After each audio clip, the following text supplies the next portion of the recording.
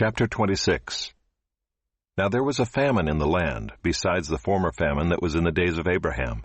And Isaac went to Gerar, to Abimelech king of the Philistines. And the Lord appeared to him and said, Do not go down to Egypt. Dwell in the land of which I shall tell you. Sojourn in this land, and I will be with you and will bless you. For to you and to your offspring I will give all these lands, and I will establish the oath that I swore to Abraham your father.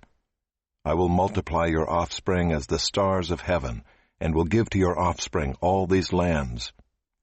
And in your offspring all the nations of the earth shall be blessed, because Abraham obeyed my voice and kept my charge, my commandments, my statutes, and my laws.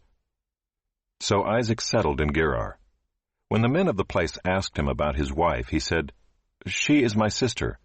For he feared to say, My wife, thinking, lest the men of the place should kill me because of Rebekah, because she was attractive in appearance. When he had been there a long time, Abimelech king of the Philistines looked out of a window and saw Isaac laughing with Rebekah his wife.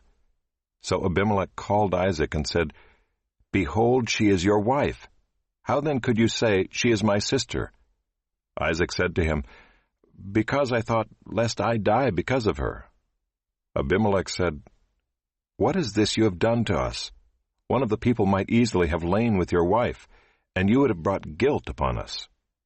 So Abimelech warned all the people, saying, Whoever touches this man or his wife shall surely be put to death. And Isaac sowed in that land, and reaped in the same year 100-fold. The Lord blessed him, and the man became rich, and gained more and more until he became very wealthy. He had possessions of flocks and herds and many servants, so that the Philistines envied him. Now the Philistines had stopped and filled with earth all the wells that his father's servants had dug in the days of Abraham his father. And Abimelech said to Isaac, Go away from us, for you are much mightier than we.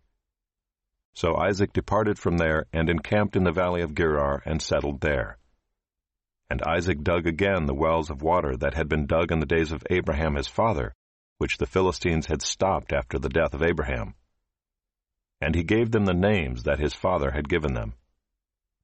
But when Isaac's servants dug in the valley and found there a well of spring water, the herdsmen of Gerar quarreled with Isaac's herdsmen, saying, The water is ours. So he called the name of the well Esek, because they contended with him. Then they dug another well, and they quarreled over that also. So he called its name Sitnah. And he moved from there and dug another well, and they did not quarrel over it. So he called its name Rehoboth, saying, For now the Lord has made room for us, and we shall be fruitful in the land.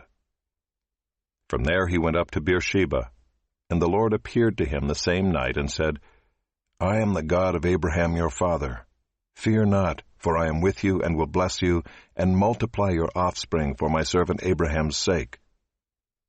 So he built an altar there and called upon the name of the Lord, and pitched his tent there.